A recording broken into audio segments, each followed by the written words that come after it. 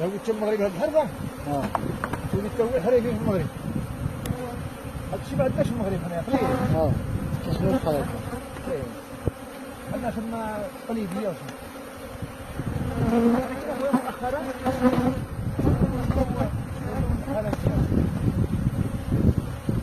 سنقطع.